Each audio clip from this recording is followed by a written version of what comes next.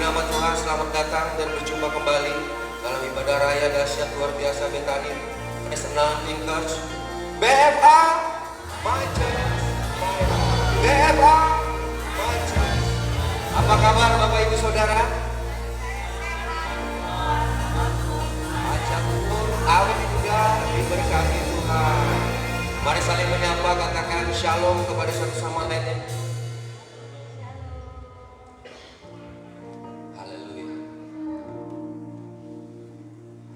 Siap beribadah, kita berdoa sebelum memulai ibadah kita hari ini. Haleluya Yesus. Terima kasih Tuhan Yesus untuk penyertaan-Mu tiap waktu. Kami sungguh menerima berkat-Mu sepanjang hari Tuhan. Sehingga pada hari ini Tuhan, kami datang dengan ucapan syukur kami, memberikan pujian penyembahan terbaik kami kepada-Mu. Dan kami mau menikmati hadirat-Mu Tuhan pada saat ini. Kami tahbiskan ibadah raya gereja Fresh Anointing yang dahsyat dan luar biasa. Di dalam nama Tuhan Yesus, yang siap beribadah sama-sama katakan amin. Haleluya.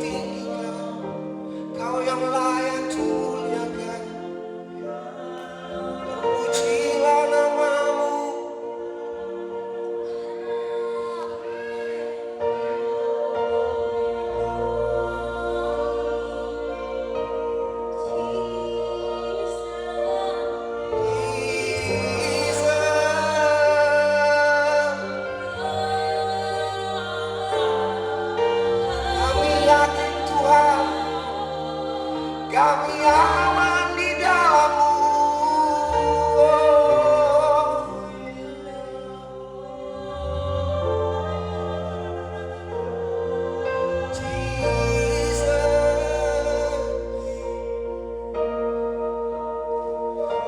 betapa baiknya Engkau Tuhan.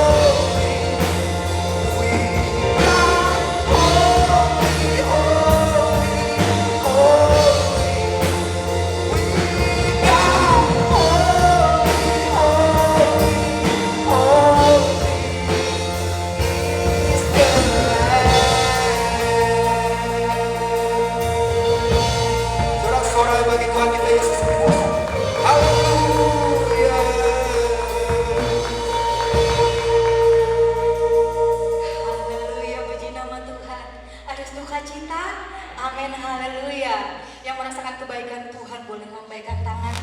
Haleluya, katakan kanan kirinya Tuhan Yesus baik dalam kehidupan kita. Amin. Kita mau angkat pujian kita mau puji Tuhan. Haleluya.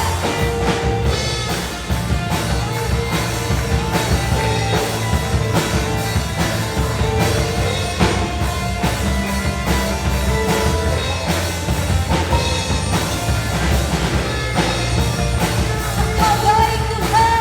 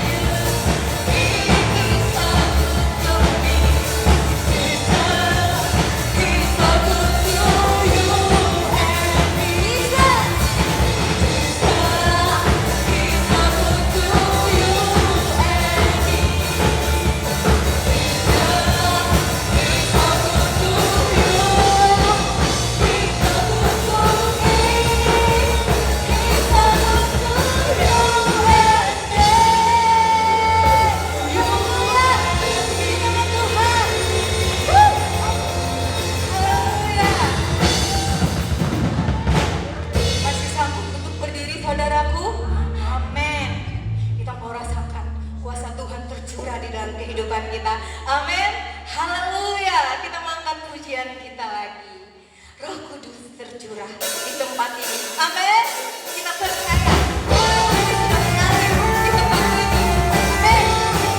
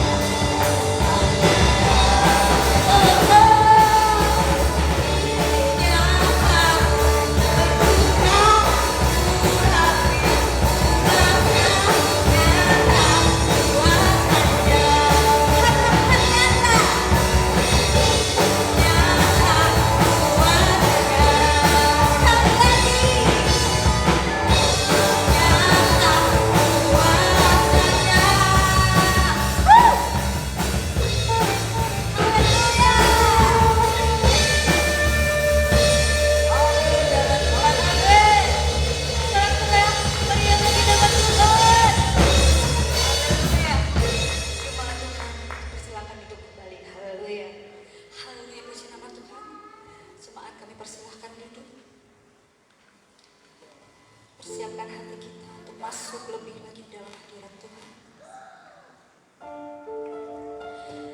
Sungguh kami percaya Tuhan, bersamamu hari-hari kami dipenuhi oleh mujizat.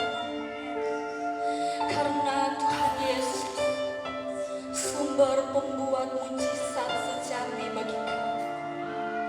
Terima kasih Tuhan.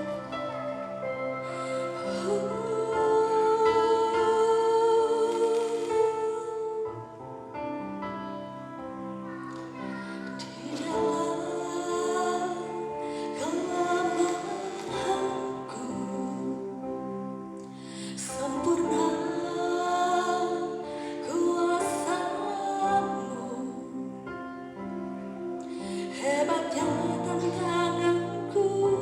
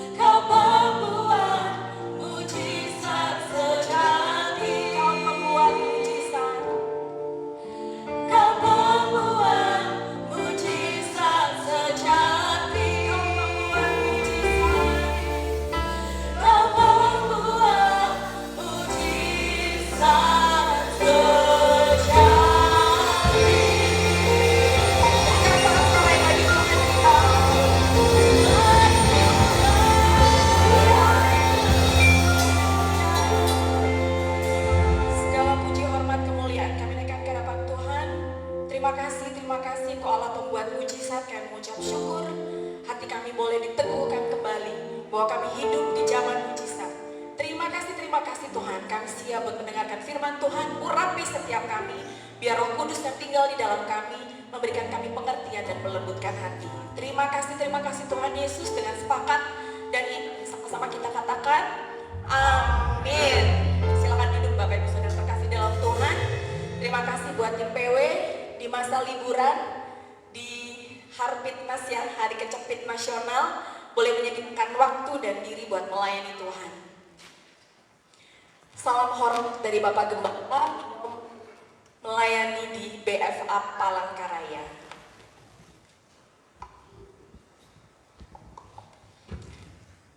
Pagi hari ini Bapak Ibu Saudara kasih di dalam Tuhan, kita akan sama-sama belajar tentang hal yang sudah sangat familiar, yaitu House of Grace. Gereja kita BFA Church Kuala Kurun oleh Bapak Gembala Pusat, Bapak Agung Takaryana, seringkali didengung-dengungkan sebagai House of Grace. Kita ngerti nggak sih House of Grace itu apa? Seringkali kita tulis, kita baca di flyer-flyer seperti itu Bapak Ibu Saudara. Kita ngerti nggak House of Grace itu apa? Mohon bantuannya untuk slide masih disiapkan ya. Jadi Bapak Ibu Saudara terkasih di dalam Tuhan, House of Grace itu sendiri sudah ada ternyata di masa perjanjian lama. Jadi House of Grace ini bukan sesuatu yang baru, yang tren seperti itu. Tapi ini sudah ada di masa perjanjian lama, di mana setiap nabi akan menceritakan tentang ini, untuk lalu kemudian puncaknya adalah kedatangan Tuhan Yesus di muka bumi. House of Grace, bahasa Indonesianya adalah rumah kasih karunia. Apa sebetulnya itu rumah kasih karunia? Berikutnya, di dalam bahasa aslinya bahasa Ibrani, Bapak Ibu Saudara, ini adalah bahasa asli dari House of Grace. Itu untuk bahasa Ibraninya, house itu bed, mewakili angka 2. Lalu kemudian grace itu hesed, diwakili oleh angka 5. Kalau kita tahu bahwa Tuhan Yesus lahir di tanggal 25, seringkali oleh orang-orang dari bukan orang Kristen atau bahkan orang Kristen yang tidak paham tentang kekristenan, tidak mendalami Alkitab dengan sungguh-sungguh, seringkali menyebutkan bahwa tanggal lahir Tuhan Yesus itu dikarang-karang aja tanggal 25. Tapi kalau kita belajar sungguh-sungguh dari Alkitab, dari penjelasan oleh bapak-bapak gereja dan bahkan dari bukti-bukti sejarah, tanggal 25 sebagai tanggal kelahiran Tuhan Yesus itu betul adanya. Dan lalu kemudian ternyata tanggal 25 ini bukan tanggal yang lalu kebetulan hari itu si Maria mengalami sakit perut dan akan melahirkan, lahirlah di tanggal 25, tidak seperti itu Bapak Ibu Saudara. Tanggal 25 ini adalah tanggal yang sudah dijadwalkan.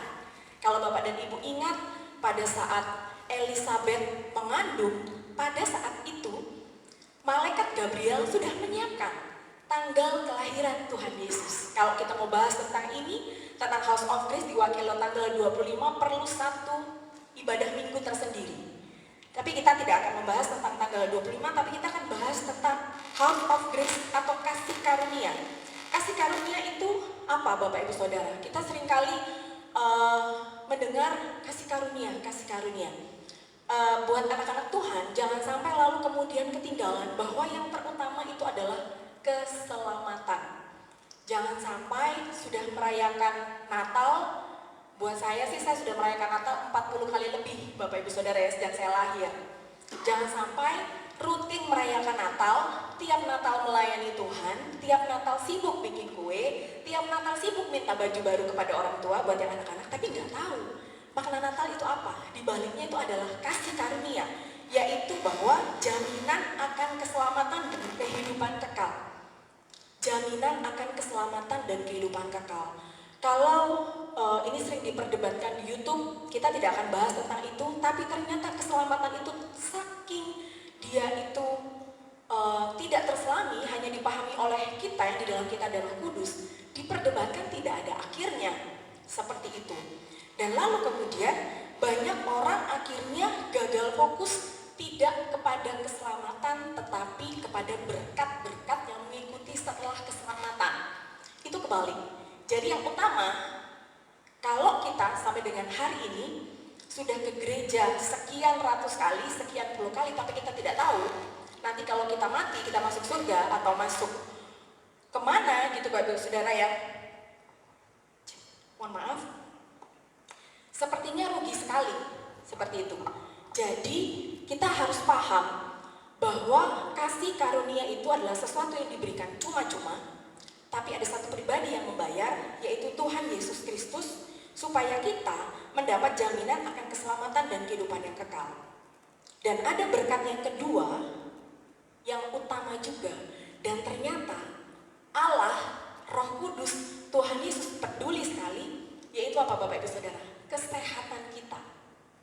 Kesehatan baik jiwa maupun roh kita maupun badani kita. Ternyata Roh Kudus Tuhan Yesus itu peduli sekali dengan kesehatan kita. Dan nanti kita akan sama-sama belajar. Kok bisa?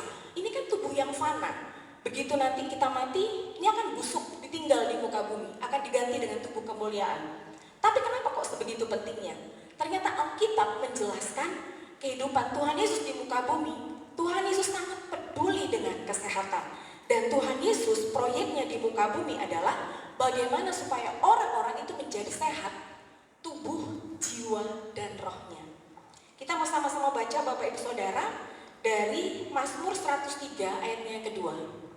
Kelihatan ya, Mazmur 103 ayatnya yang kedua. Kita baca sama-sama, 1, 2, 3.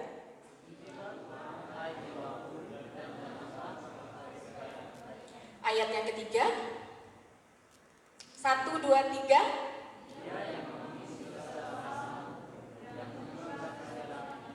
Ya, ini dari kitab Mazmur. Saya bacakan buat kita semua.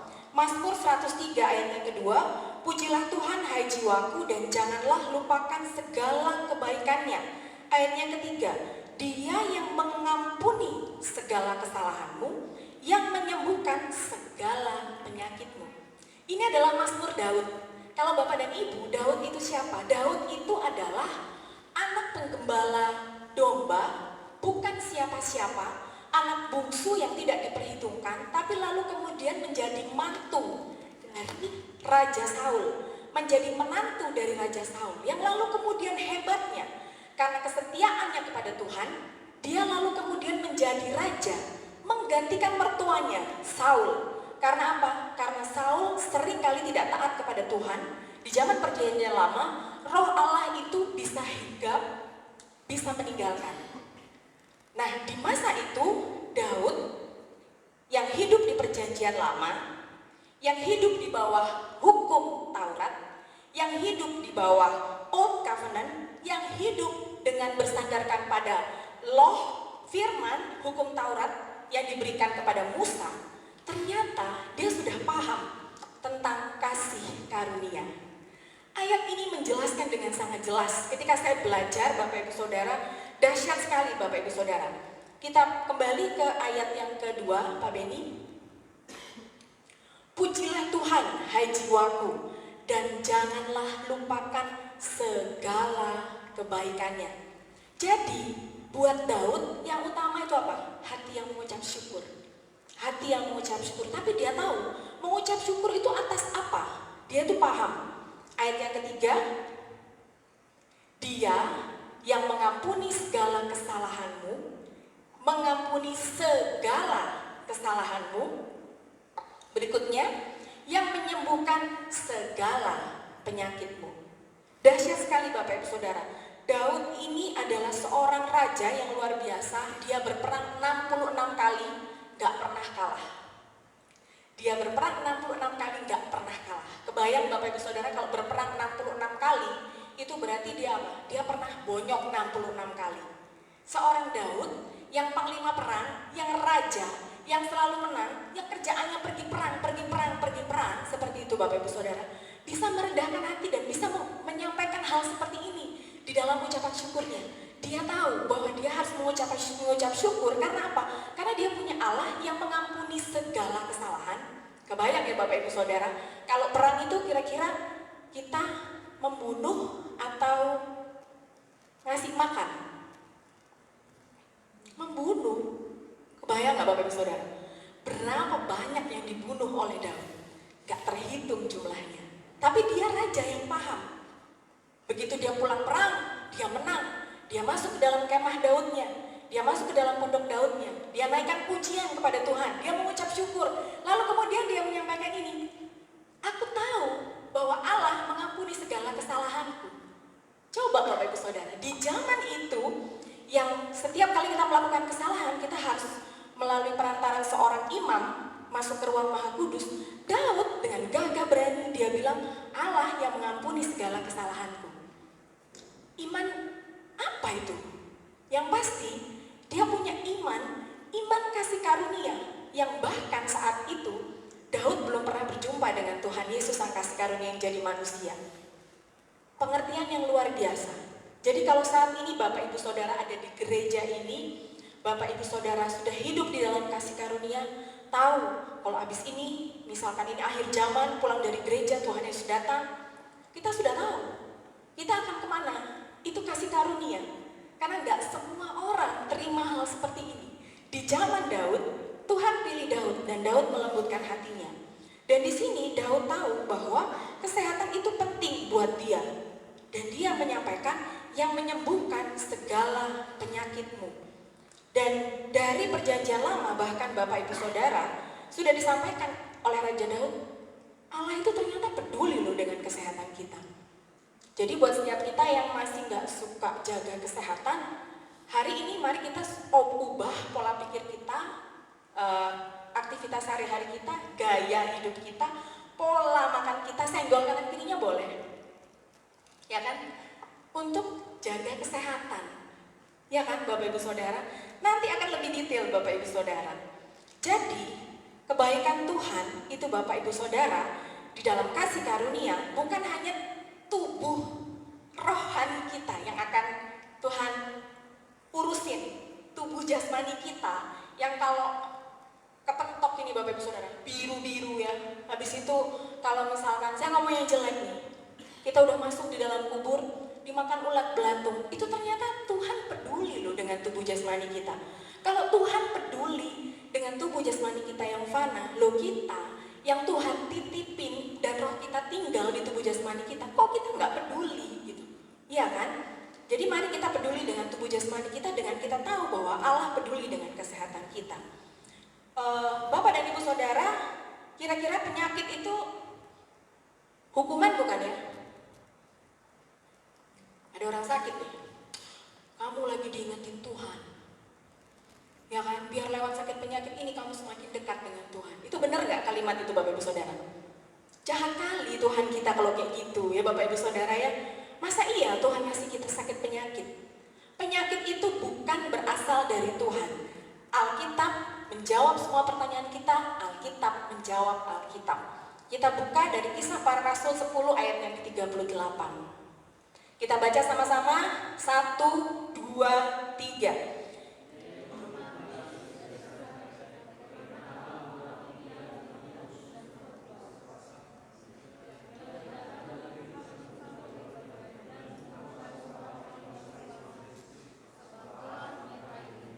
Oke, saya bacakan, Bapak Ibu Saudara menyimak. Dari Kisah Para Rasul 10 ayat yang ke-38. Yaitu tentang Yesus dari Nazaret. Yesus, bagaimana Allah mengurapi dia Yesus dengan Roh Kudus. Yesus, bagaimana Allah mengurapi Yesus dengan Roh Kudus. Pribadi Tritunggal lengkap ya Bapak Ibu Saudara ya, yang berjalan berkeliling. Ini saat Tuhan Yesus hidup di muka bumi sambil berbuat baik dan menyembuhkan semua orang yang dikuasai iblis. Kalau disembuhkan berarti sehat atau sakit? Disembuhkan, sakit. Disebutkan belakangnya apa? Dikuasai iblis. Jadi Bapak Ibu Saudara, jangan pernah mengatakan bahwa penyakit itu berasal dari Tuhan. Penyakit itu adalah produk dari dosa. Jadi Bapak Ibu Saudara, buat setiap kita yang kemarin-kemarin seringkali dengar, ngomong, percaya bahwa penyakit itu adalah hukuman dari Tuhan, mari kita ubah pemikiran kita, roh kita biar tunduk kepada firman Tuhan, karena di sini dijelaskan bahwa menyembuhkan semua orang yang dikuasai iblis. Orang yang sakit itu ternyata dikuasai iblis, Bapak Ibu Saudara.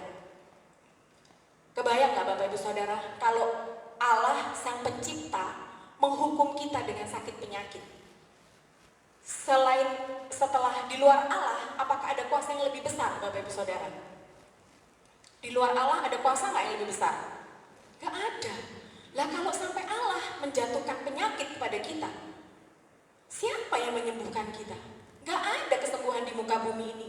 Manusia sudah habis dari zaman ribuan tahun sebelum Masehi kalau penyakit itu berasal dari Allah. Karena tidak ada kuasa yang terlebih besar dari kuasa Allah kita. Kalau kita mengimani bahwa penyakit itu berasal dari Allah, habis sudah. Silahkan pasrah sampai maut menjemput. Karena tidak ada pertolongan yang lain. Karena pemilik kuasa yang paling tinggi di seluruh alam semesta ini hanya Allah kita. Jadi Bapak Ibu Saudara, di sini kita belajar dari Kisah Para Rasul 10 ayat 38.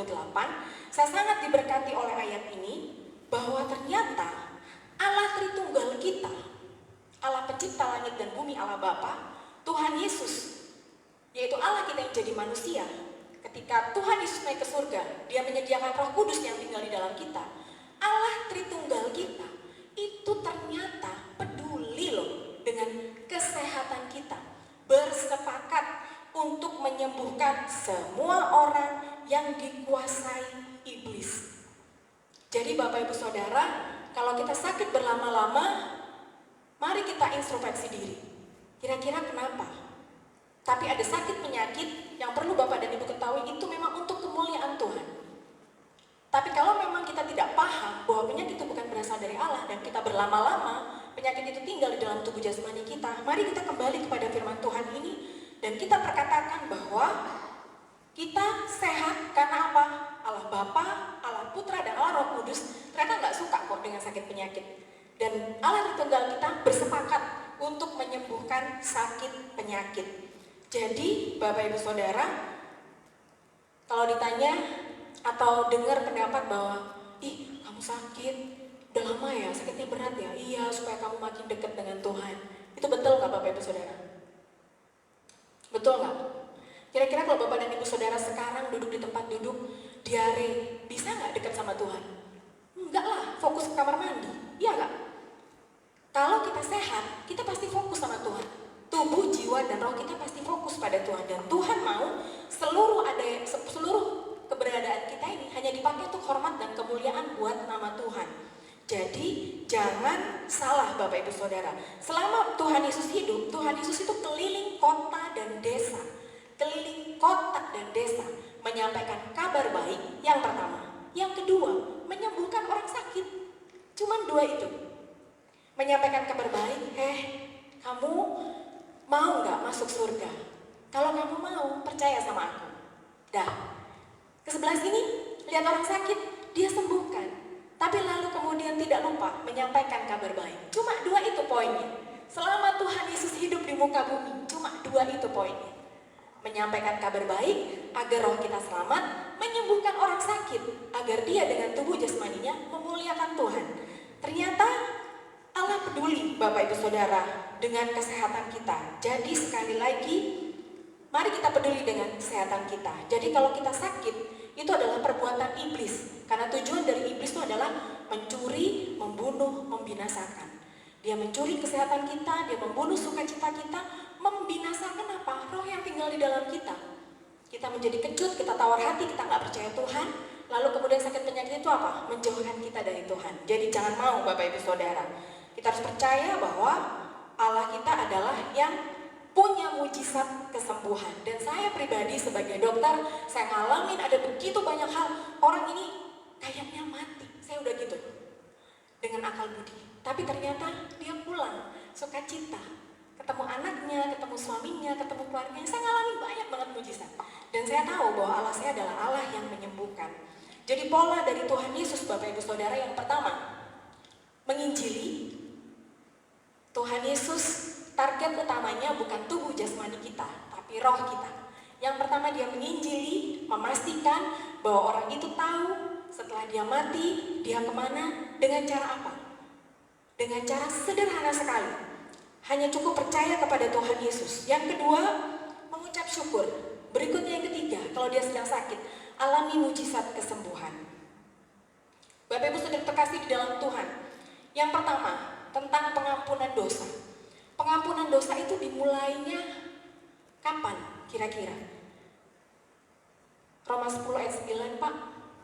Pengampunan dosa itu kira-kira dimulainya kapan? Kalau orang di luar sana, pengampunan dosa itu dimulai ketika kita mengaku dosa. Iya enggak? Ngaku kamu, dosamu apa, ngaku kamu, gitu. Ya kan? Mohon maaf, di belakang ada Pak Hakim. Ya enggak, Pak? Ngaku dulu, harus ngaku dulu. Kamu salahnya apa? Gitu. Misalkan jadi mama, anaknya melakukan kesalahan, apa salah? Apa? Gitu. Maaf, Ma. Iya. Jadi harus mengaku dulu. Itu kalau orang dunia, Bapak Ibu Saudara. Itu kalau orang dunia, ya Bapak Ibu Saudara ya. Tapi kalau Tuhan Yesus, kita baca sama-sama Bapak Ibu Saudara. Dengan sepakat, iman, keras-keras, kita baca sama-sama. 1, 2, 3.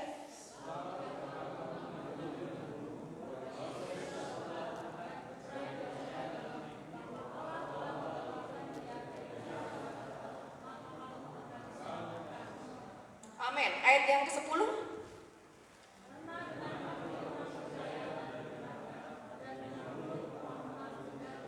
Iya, Bapak Ibu Saudara. Jadi, pengampunan dosa itu nggak dimulai dari pengakuan dosa. Bapak dan Ibu, kalau sudah di dalam Tuhan, jangan bangun pagi gini, aduh Tuhan Yesus, kemarin itu aku ambil uang suamiku di dompet, aku lupa bilang, ampuni aku Tuhan Yesus, gitu ya. Anak-anak, aduh, kemarin aku bilang sama mama, kalau aku sudah kerjakan ini, tapi nggak aku kerjakan, ampuni aku Tuhan Yesus. Enggak, Bapak Ibu Saudara. Buat kita yang sudah di dalam Tuhan, kita harus tahu bahwa pengampunan dosa itu terjadi serta-merta sekaligus saat kita mengaku bahwa Yesus adalah Tuhan dan percaya dalam hati kita bahwa Allah telah membangkitkan dari orang mati. Berikutnya lagi, maka kamu akan diselamatkan. Ya enggak? Orang yang diselamatkan itu harus diampuni dosanya atau enggak? Harus. Gak bisa diselamatkan tanpa pengampunan dosa. Gak bisa diselamatkan tanpa pengampunan dosa. Tidak ada excuse buat dosa. Yang bersalah wajib dihukum. Tidak ada pengecualian, wajib. Tetapi Bapak Ibu Saudara, Allah dengan kasih-Nya menyediakan anaknya untuk dihukum ganti kita. Jadi Yesus, kain ungu ini Bapak Ibu Saudara, saya tidak berniat menggantinya. Meskipun hari raya apa, saya nggak berniat. Kain ungu ini maknanya dalam. Kalau Bapak Ibu Saudara belajar Alkitab, kain ungu ini adalah tirai yang dipasang di mana? Di ruang Maha Kudus. Jangan itu Bapak Ibu Saudara yang bisa masuk ke dalam tirai ungu itu. Hanya apa? Para imam besar. Kita nggak bisa masuk. Yang ke situ tuh harus orang yang super duper kudus, tidak ada cacat, tidak ada celah. Lalu kemudian dia membawa semua korban bakaran perwakilan kita untuk apa? Dikuduskan, dinaikkan korban bakarannya. Lalu kemudian selama 1 tahun, orang atau bangsa yang diwakili oleh imam besar itu diampuni dosanya, tapi hanya berlaku untuk 1 tahun. Tahun kedua udah expired. Kain ungu ini pembatasnya. Dan Bapak Ibu Saudara, apa yang dilakukan oleh Tuhan Yesus? Dialah yang merobek tirai ruang Maha Kudus ini. Jadi supaya apa? Bapak, Ibu, dan saya bisa kapanpun datang kepada Allah Bapa, menyembah Dia, ya kan? Menaikkan puji-pujian, menaikkan ucapan syukur. Hanya itu. Urusan dosa udah beres di kayu salib. Jangan fokus sama dosa. Serta-merta pada saat kita semua percaya kepada Tuhan Yesus, tirai ini Bapak Ibu Saudara sobek, terbelah. Tidak ada lagi batasan antara pelataran, ruang kudus dan ruang Maha Kudus. Hilang. Hanya ada satu ruang, ruang Maha Kudus. Dan sekarang di zaman kasih karunia, setelah Tuhan Yesus naik ke surga, ruang Maha Kudusnya itu di mana? Di hati kita. Amazing gak? Senggol kanan kirinya, kamu ruang Maha Kudus Tuhan dong. Ya kan? ruang Maha Kudus Tuhan loh. Jadi kalau ruang Maha Kudus Tuhan itu harusnya kita boleh ada sakit penyakit nggak? Nggak ada. Karena ketika melihat kita, kemuliaan Tuhan harus ada di situ. Supaya orang bisa lihat. Supaya kita bisa menyaksikan. Ini loh ruang Maha Kudusnya Tuhan. Ruang Maha Kudusnya Tuhan. Sekarang ruang Maha Kudusnya Tuhan bukan di gereja ini, bukan. Ditinggal di hati kita. Karena Roh Kudus tinggal di hati kita. Jadi Bapak Ibu Saudara, karena ini adalah ruang Maha Kudusnya Tuhan, ayo dijaga. Ya. Bapak Gembala seringkali menyampaikan soal makanan, bagaimana? Makan yang secukupnya. Ya kan? Yang kemarin-kemarin makan sampai kenyang, makan sampai habis, makan sampai nggak ada sisa. Ya kan? Sekarang jangan, makan yang secukupnya. Lalu kemudian yang dan lain-lain soal olahraga dan lain-lain. Itu untuk memelihara. Tapi tubuh jasmani kita ini adalah baitnya Allah. Jadi di dalam bait kita ini bait Allah ini harus keluar apa? Pujian penyembahan. Jangan bangun pagi, Tuhan, aku kemarin itu Tuhan, harusnya aku naik pangkat Tuhan, tapi gara-gara si A ini Tuhan. Jangan, ini baitnya Tuhan. Bangun pagi, naikkan ucapan syukur. Oh, aku masih bisa bangun pagi. Ini baiknya Tuhan masih hidup di muka bumi. Seperti itu. Naikkan ucapan syukur. Jadi mari kita belajar Bapak Ibu Saudara. Kita tahu bahwa tubuh jasmani ini Tuhan ingin selalu sehat. Supaya apa? Supaya namanya dipermuliakan. Jadi tadi yang pertama Bapak Ibu Saudara, kita harus tahu untuk menuju kesehatan itu kesalahan kita sudah diampuni. Bukan pada saat kita mengaku dosa, tapi pada saat kita mengaku percaya bahwa Yesus adalah Tuhan dan Allah telah membangkitkan dia dari orang mati, di antara orang mati, maka kita pasti diselamatkan. Kalau diselamatkan, berarti dosa kita sudah diampuni. Lalu kemudian yang kedua Bapak Ibu Saudara, mengucap syukur. Dari Lukas 22 ayat 19 Pak, Lukas 22 ayat 19. Mengucap syukur, Tuhan Yesus memberikan teladan selama di muka bumi Bapak Ibu Saudara.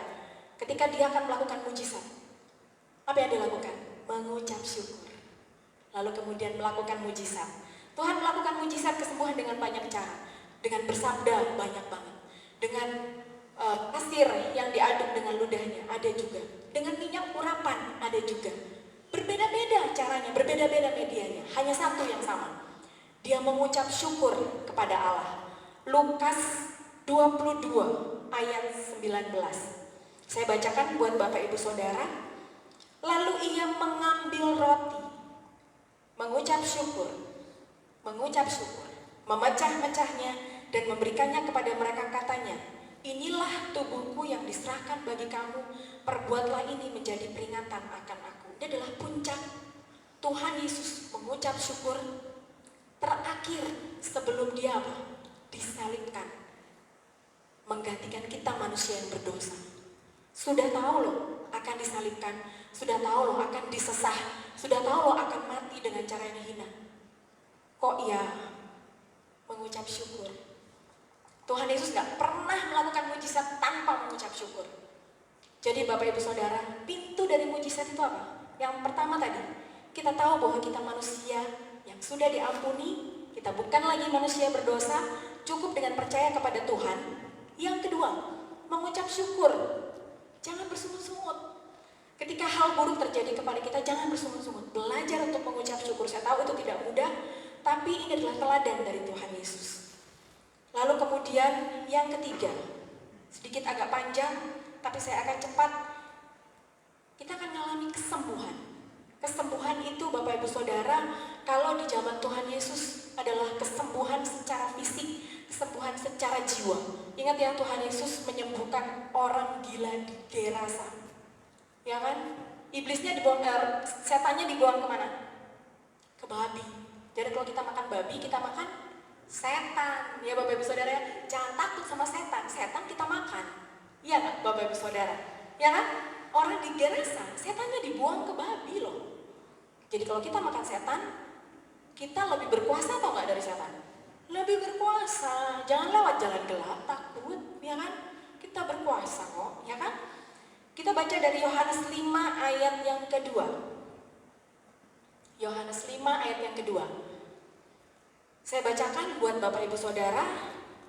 Di Yerusalem, dekat pintu gerbang domba, ada sebuah kolam yang di dalam bahasa Ibrani disebut Bethesda. Ada 5 serambinya. Jadi Bapak Ibu Saudara, ini adalah sebuah peristiwa di Yerusalem, di dekat pintu gerbang domba ada sebuah kolam yang di dalam bahasa Ibrani disebut Bethesda. Tadi Bet, apa? 2, ingat ya? House. Dari Kejadian sampai Wahyu, itu fokusnya hanya Tuhan Yesus. Kalau kita belajar firman Tuhan, temukan Tuhan Yesus di situ. Jangan temukan pribadi yang lain. Temukan pribadi Tuhan Yesus di situ. Di sini Bet artinya adalah house, 5 serambinya. 25, House of Grace. Bethesda itu adalah kolam kasih karunia. Bayangkan Bapak Ibu, itu adalah kolam kasih karunia. Tapi lalu kemudian apa yang terjadi? Baca ayat yang ketiga dan keempat. Ya, kita baca sama-sama 1, 2, 3.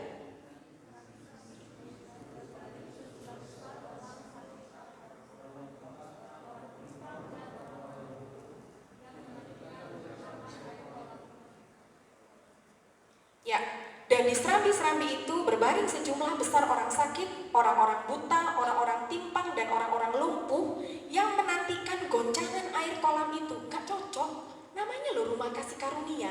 Kok di sekitar situ isinya adalah sejumlah besar orang sakit. Ayat yang keempat, kita baca sama-sama. Ayat yang keempat, 1, 2, 3.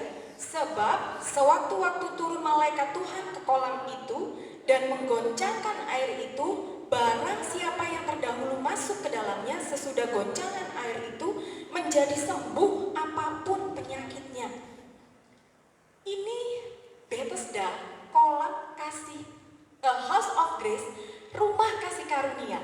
Tapi banyak banget orang cacat di situ. Dan lalu kemudian Bapak Ibu Saudara, sedihnya adalah bahwa yang sembuh itu hanya siapa yang terdahulu. Jadi satu periodik malaikat datang, kira-kira ada berapa orang? 1 lah, terdahulu. Hukum Taurat banget gitu loh. Rumahnya kasih karunia, tetapi faktanya hukum Taurat sekali. Hanya yang terdahulu, hanya yang pertama. Lalu kemudian berikutnya lagi Bapak Ibu Saudara, siapa yang terdahulu masuk ke dalamnya sesudah goncangan air itu menjadi sembuh. Jadi di masa itu yang terjadi apa? Usaha kita. Orang yang berusaha dengan kekuatan dan gagahnya sembuh. Orang yang berusaha dengan kuat dan gagahnya itu sembuh. Padahal namanya adalah Bethesda, rumah kasih karunia. Jadi orang sakit harus berjuang. Orang sakit harus berjuang terlebih dahulu. Kalau sakitnya ringan, sembuh pasti ya kan?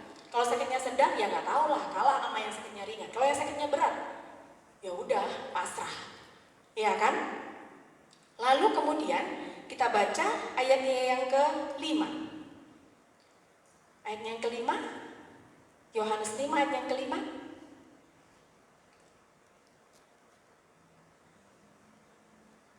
Ayat yang ke-5 saya bacakan buat Bapak Ibu Saudara. Di situ ada seorang yang sudah 38 tahun lamanya sakit. Siapa di sini yang umurnya di bawah 38? Ih, udah muda ya jemaat BFA ya. Di bawah 38. Kebayang nggak kalau Bapak Ibu Saudara dari lahir sampai umur sekarang sakit? Kebayang nggak gimana rasanya? Ini orang ini sakit 38 tahun, nggak tahu umurnya berapa. Ya kan Bapak Ibu Saudara? Bapak Ibu Saudara, ini penjelasannya tuh luar biasa, dahsyat. Kalau kita baca tentang 38 itu menyebutkan tentang jangka waktu yang lama. Kalau Bapak dan Ibu ingat, bangsa Israel menuju tanah perjanjian, tanah Kanaan. Mereka tuh muter di padang gurun. Berapa lama? 38 tahun. Jadi ini adalah penjelasan jangka waktu yang lama. Dan Bapak Ibu Saudara tahu apa yang terjadi pada saat bangsa Israel ini dipimpin Tuhan. Tuhan ngomong, kamu nanti masuk ya ke tanah perjanjian. Allah ngomong lewat Musa, masuk ke tanah perjanjian. Nanti aku, kata Allah, aku yang akan berperang menggantikan kamu. Dan aku yang akan memberikan kemenangan demi kemenangan. Itu yang Allah sampaikan kepada Musa untuk bangsa Israel. Lalu kemudian Bapak Ibu Saudara, ketika bangsa Israel ini udah berbondong-bondong meninggalkan Mesir, Bapak Ibu Saudara tahu seringkali kita belajar bahwa mereka berhasil merayu orang Mesir untuk apa? Ngasih semua harta kekayaan mereka. Jadi ketika mereka berjalan meninggalkan Mesir, melewati padang gurun menuju tanah Kanaan, mereka apa? Berbekal apa? Emas, perak. Mereka yang awalnya sakit, ketika melewati padang gurun apa? Tidak sakit. Lalu kemudian disebutkan bahwa apa? Kasutnya pun gak sobek, bajunya pun gak sobek. Tapi Bapak Ibu Saudara, yang bikin gregetan, tetap tegar, tengkuk, sombong. Allah udah bilang, nanti aku yang akan berperang, aku yang akan memberikan kemenangan. Kamu tinggal masuk ke tanah perjanjian. Udah sampai di Kadesh, apa ya namanya ya? Kadesh perbatasan. Kadesh Barnea, Bapak Ibu Saudara. Jadi Kadesh Barnea itu Bapak Ibu Saudara ketika kita berjalan dari padang gurun ya. Ini adalah Kadesh Barnea. Tinggal kita jalan. Ini kita udah masuk ke tanah perjanjian. Bapak Ibu Saudara tahu, saking gak mengandalkan Tuhan itu bangsa Israel ya. Saking tegar tengkuk, merasa bahwa kalau gak berjuang sendiri itu gak afdol gitu ya. Ngapain? Ingat gak zaman sekolah minggu, yang pernah sekolah minggu? Dikirim apa? 12 pengintai. Ini kita udah sampai perbatasan, udah mau deket, udah mau sampai perbatasan. Kita kirim orang yuk, ngintip. Padahal firman Tuhan udah bilang loh, aku yang akan berperang. Aku akan memberikan kemenangan demi kemenangan. Kamu hanya masuk ke tanah perjanjian. Gak percaya. Gak percaya. Lalu kemudian dikirimlah 12 pengintai. Yang 10 kembali dengan bawa apa? Kabar busuk. Di sana orangnya besar-besar, kayak raksasa. Mereka dari suku Gad, suku Enak, yang orang-orang Filistin. Mereka orangnya besar-besar. Kita semua kecil kayak belalang. Kira-kira kalau dapat info kayak gitu, keder nggak Bapak Ibu Saudara? Udah dapat janji Tuhan loh, udah dapat janji Tuhan. Firman Tuhan udah turun. Dikirimlah 12 pengintai. Yang 10 orang balik bawa kabar busuk. Udah sampai di perbatasan. Ternyata kata mereka, kita balik yuk, kita balik. Akhirnya apa yang mereka lakukan? Mereka berputar-putar. Kalau Bapak dan Ibu belajar di petanya, itu bikin emosi jiwa emang Bapak Ibu Saudara ya. Saya sampai buka petanya. Saya belum pernah ke sana, baru mau ke sana, udah perang ya Bapak Ibu di sana ya. Penerbangan ditutup ya. Jadi ternyata mereka itu cuma muter-muter Bapak Ibu Saudara. Selama berapa lama? 38 tahun. Ini lambang apa? Kedegilan hati. Siapa di antara kita yang mau ngalamin 38 tahun masalah kita nggak selesai hanya karena kita mengandalkan kekuatan kita sendiri? Jangan ya Kak ya, jangan ya Dek ya, jangan ya, jangan ya. Terlalu berat, 38 tahun tetap di dalam masalah kita, yang sakit tetap sakit, itu berat sekali. Dan orang ini, Bapak Ibu saya kembali lagi, orang ini sakit selama 38 tahun, bayangkan, gak pernah sembuh. Di ayat yang ke-6, Yohanes 5 ayat yang ke-6, kita baca sama-sama 1, 2, 3. Ketika Yesus melihat orang itu berbaring di situ, dan karena ia tahu bahwa ia telah lama dalam keadaan itu, berkatalah ia kepadanya, maukah engkau sembuh? Harusnya jawabannya apa? Kan Tuhan Yesus ngeliat nih, 38 tahun sakit. Tuhan Yesus tanya, maukah engkau sembuh? Harusnya jawabannya apa? Harusnya jawabannya apa? Mau. Ya enggak? Harusnya jawabannya apa? Mau. Mari kita lihat ya, jawabannya apa. Saya bacakan buat Bapak Ibu Saudara ya. Yohanes 5 ayat 7. Jawab orang sakit itu kepadanya. Jawab orang sakit kepada Tuhan Yesus. Tuhan, tidak ada orang yang menurunkan aku ke dalam kolam itu apabila airnya mulai goncang. Dan sementara aku menuju ke kolam itu, orang lain sudah turun mendahului aku. Ngeselin gak Bapak Ibu Saudara? Udah sakit, keras kepala, ya kan? Udah ditanya, gak dijawab dengan benar. Ngeselin gak sih? Siapa coba yang ngeselin? Senggol kanan kirinya, kamu kayak gini gak? Gitu. Senggol kanan kirinya, kamu kayak orang ini gak? Ya gak? Kita lah yang kayak gitu, ya kan? Kita lah yang kayak gitu. Tuhan udah ngomong apa, giliran teman kita ngomong apa, kita lebih percaya dia, kita mengandalkan dia. Tuhan padahal bilang, tenang anakku, masalahmu pasti selesai. Yang kanan kirinya dilihat, aduh kayaknya gak bakal selesai. Kita lebih percaya pada keadaan kita, ya kan? Orang sakit itu siapa? Kita. Orang sakit itu kita, Bapak Ibu Saudara. Dan kita melihat di sini, Bapak Ibu Saudara, jawab orang sakit itu kepada Tuhan Yesus. Tuhan, tidak ada yang menurunkan aku ke dalam kolam itu. Tidak ada orang yang menurunkan aku ke kolam itu. Artinya apa? Dia mengandalkan orang. Ya enggak? Tidak ada orang yang menurunkan aku ke kolam itu. Dia mengandalkan orang lain. Lalu kemudian dia bela lagi. Dan sementara aku menuju ke kolam itu, orang lain udah turun mendahului aku. Dia mengandalkan orang, mengandalkan pula dirinya sendiri. Ya kan? Akibatnya apa? 38 tahun gak sembuh-sembuh. Padahal tinggal di mana? Bethesda. Artinya apa? Rumah kasih karunia. Gak masuk akal gitu loh. Kenapa kok sampai 38 tahun? Ya kan? Kita baca ayat yang ke-8. Yohanes 5 ayat ke-8. Kita baca sama-sama 1, 2, 3.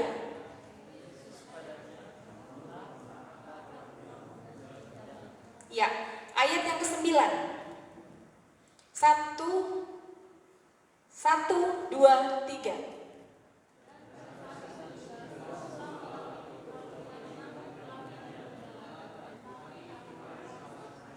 Nah, puji Tuhan orang ini loh ketemu Tuhan Yesus ya kan. Ditanya apa, jawabnya apa gitu ya. Kata Tuhan Yesus, udahlah aku nih rumah kasih karunia, kata Tuhan. Jadi, kata Tuhan Yesus sama orang itu, bangunlah, angkatlah tilammu dan berjalanlah. Lalu kemudian di ayatnya ke-9, dan saat itu juga, dan pada saat itu juga, gak pakai besok Bapak Ibu Saudara, dan pada saat itu juga sembuhlah orang itu, lalu ia mengangkat tilamnya dan berjalan. Ada satu masalah. Tetapi hari itu, hari Sabat. Emang manusia tuh paling suka cari ribut gitu Bapak Ibu Saudara ya. Jadi pada saat ini, kalau kita lihat Bapak Ibu Saudara, bahwa Tuhan Yesus melakukan mujizat di hari Sabat. Saya tadi malam belajar, emang buat happen ayat naon gitu ya, kalau di hari Sabat itu nggak rest. Ternyata Bapak Ibu Saudara hukumannya apa di hari Sabat? Kalau sampai bekerja di hari Sabat, hukumannya tuh mati Bapak Ibu Saudara. Hukumannya mati. Dan ini Tuhan Yesus di hari Sabat, di rumah kasih karunia, dia menyembuhkan orang sakit, nyuruh orang itu apa? Ngangkat tilamnya. Dia bikin mujizat, satu, yang kedua nyuruh orang itu ngangkat tilamnya. Jadi apa yang dilakukan oleh Tuhan Yesus tuh sudah melanggar hukum Taurat dan peraturan-peraturan di zaman itu. Jadi Bapak Ibu Saudara, kita akan belajar tentang zaman sekarang suka ada POV gitu ya, point of view ya. Kita akan belajar dari sudut pandang orang-orang yang ada di sekitar orang yang sakit tadi. Mujizat loh baru saja terjadi, tapi mereka riwah. Ini loh hari Sabat. Kalau kira-kira Bapak Ibu Saudara, kita nih yang hari ini ada di gereja ini, kita melihat mujizat itu, kira-kira Bapak dan Ibu Saudara, di benak Bapak dan Ibu Saudara apa? Siapa yang nyembuhin kamu tadi? Siapa orang itu? Iya kan? Pasti kayak gitu kan? Pasti kita bertanya-tanya, siapa itu? Dan kalau kita ada di Bethesda, pasti kita juga termasuk salah satu di antara orang-orang yang sakit itu Bapak Ibu Saudara. Tetapi pada saat itu, pandang orang-orang yang ada di Bethesda, mereka malah ribut ngomongin soal apa? Hari itu adalah hari Sabat. Jadi yang Tuhan Yesus lakukan Bapak Ibu Saudara, Tuhan Yesus mau mengubah pola pikir. Hukum Taurat itu gak bisa kita jalani. Kenapa? Terlalu berat. Kalau kita berhadapan dengan hukum Taurat, pasti kita apa? Berdosa. Kalau kita berhadapan dengan hukum Taurat, pasti apa? Kita dihukum. Cuma dua itu. Jadi yang kita perlukan itu apa? Kasih karunia.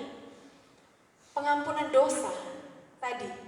Ya Bapak Ibu Saudara ya, pengampunan dosa. Berikutnya lagi apa? Hati yang mengucap syukur. Baru kemudian yang ketiga, terjadi kesembuhan. Jadi Bapak Ibu Saudara, jangan menjadi orang-orang yang seperti orang yang komentar loh, tapi ini hari Sabat. Kok Tuhan Yesus ngadain mujizat gitu loh. Kok orang ini ngangkat tilang? Kalau kita melihat suatu peristiwa, satu kejadian Bapak Ibu Saudara, mari kita jadi orang yang berpikiran positif. Satu, yang kedua memberikan support. Kalau bahasa kerennya itu jangan julid, iya nggak? Bahasa kerennya zaman sekarang itu jangan julid. Ternyata orang julid udah ada sejak zamannya Tuhan Yesus. Bahkan di sekeliling Tuhan Yesus tuh banyak orang julid ternyata. Gitu Bapak Ibu Saudara. Jadi, mari kita menjadi orang-orang yang POV kita atau sudut pandang kita adalah sudut pandang apa? Sudut pandangnya Tuhan, cara berpikirnya Tuhan. Supaya kita nggak ketinggalan, supaya kita nggak kehilangan momen. Dan lalu kemudian Bapak Ibu Saudara, ini ayat yang terakhir, dengan kasih dan hormat saya mengundang seluruh pemain musik dan para WL untuk naik ke atas. Kita baca dari Yohanes 5 ayat yang ke-14.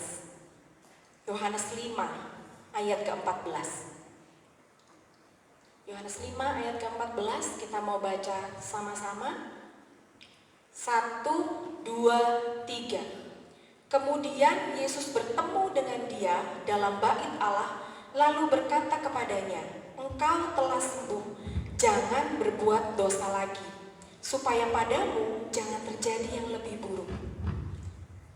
Sweet banget gak sih? Ya peristiwa ini ya Bapak Ibu Saudara ya.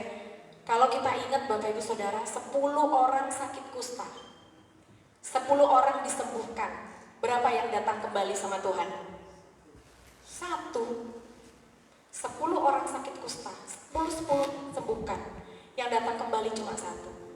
Kita semua ini Bapak Ibu Saudara, kita ini adalah orang yang sakit kusta itu. Kita ini adalah orang yang sakit selama 38 tahun itu. Jadi mari Bapak Ibu Saudara, kita bisa menjadi seperti orang yang sakit selama 38 tahun itu. Ketika Allah ada di bait Allah, Dia boleh menjumpai kita. Ketika Allah lihat kita, Dia menemukan apa? Tuhan Yesus, Roh Kudus ada di dalam hati kita. Jadi House of Grace Bapak Ibu Saudara bukan tentang bangunan gereja, tapi House of Grace adalah Tuhan Yesus. Dan saat ini House of Grace atau Rumah Kasih Karunia itu adalah apa? Kita. Setiap kita adalah rumah kasih karunia. Jadi mari menjadi rumah kasih karunia. Kalau kita sudah menikah buat suami, buat istri. Kalau kita sudah diberkati dengan anak, mari kita menjadi rumah kasih karunia buat anak kita. Kalau kita sedang berada di tempat kerja, kita jadi rumah kasih karunia di tempat pekerjaan kita. Jangan menjadi orang-orang julid, tapi menjadi orang-orang yang memberkati, menjadi berkat, memperkenalkan Tuhan, bahwa Tuhan Yesus ada di dalam kita. Saya undang dengan hormat, kita semua boleh bangkit berdiri. Kita naikkan lagu keempat, Pembuat Mujizat.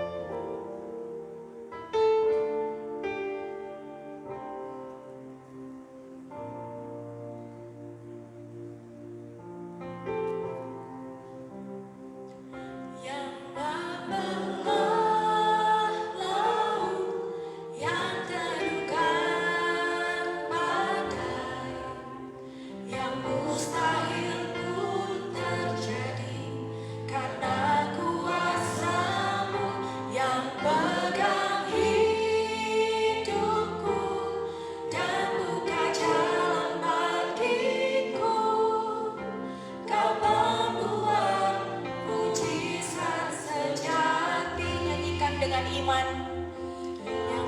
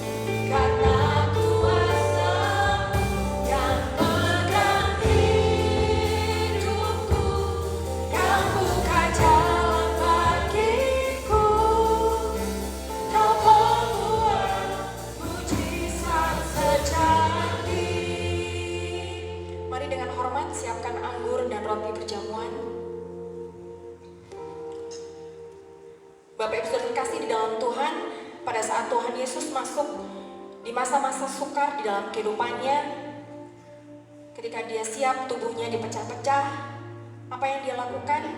Dia mengucap syukur. Jadi mari ucapan syukur menjadi gaya hidup setiap kita. Saya tahu ketika kita berada di masa-masa sukar, tidak mudah untuk mengucap syukur. Tapi mengucap syukur adalah tombol on untuk mujizat Tuhan terjadi. Jadi mari mengucap syukur dan imani bahwa Allah kita adalah Allah yang peduli kepada kita. Allah yang peduli dengan kesembuhan tubuh, jiwa, dan roh kita. Mari dengan iman kita naikkan pujian ini Bapak Ibu Saudara.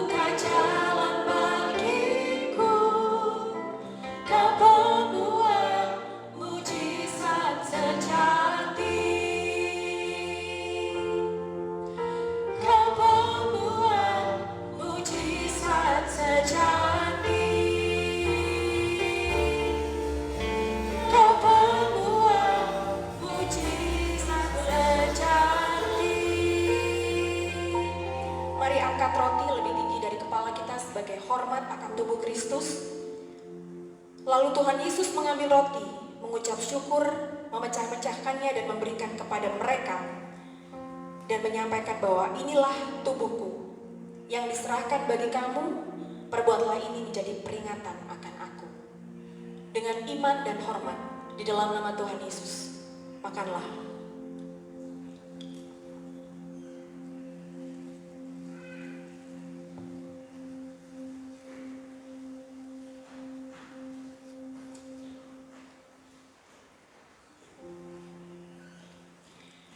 Mari kita angkat anggur lebih tinggi dari kepala kita.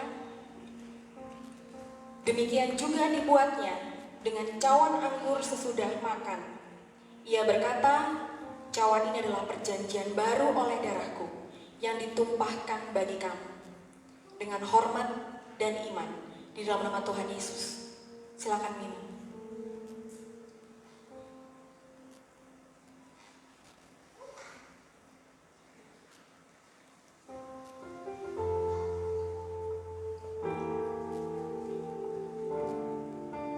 Dengan hormat naikkan pujian ini Bapak Ibu Saudara. Sadari, imani bahwa setiap kita berharga di mata Tuhan.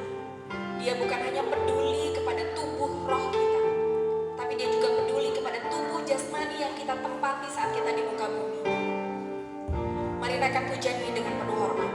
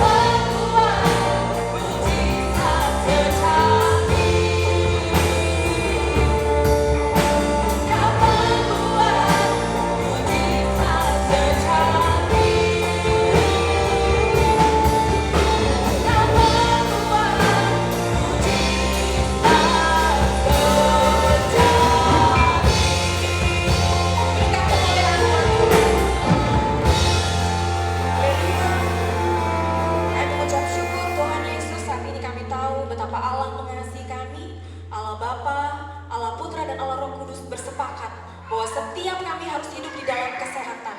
Supaya dengan tubuh kami ini Tuhan, kami hidup memuliakan Tuhan, menjadi saksi. Ada begitu banyak orang yang boleh datang dan mengenal Tuhan dan hidup di dalam kasih karunia Tuhan. Terima kasih Tuhan. Kami yakin dan percaya bahwa kehidupan kami adalah kehidupan yang diberkati Tuhan. Sepanjang kehidupan kami sampai dengan 1 minggu ke depan adalah kehidupan yang penuh dengan perkenanan Tuhan. Mujizat-mujizat pasti terjadi, setiap kami yang sakit boleh disembuhkan. Terima kasih Tuhan. Mari angkat tangan kita. Kita terima berkat Tuhan.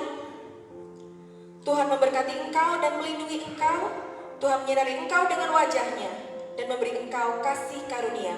Tuhan menghadapkan wajahnya kepadamu dan memberi engkau damai sejahtera. Di dalam nama Tuhan Yesus, buat setiap kita yang percaya, sama-sama kita katakan, Amin.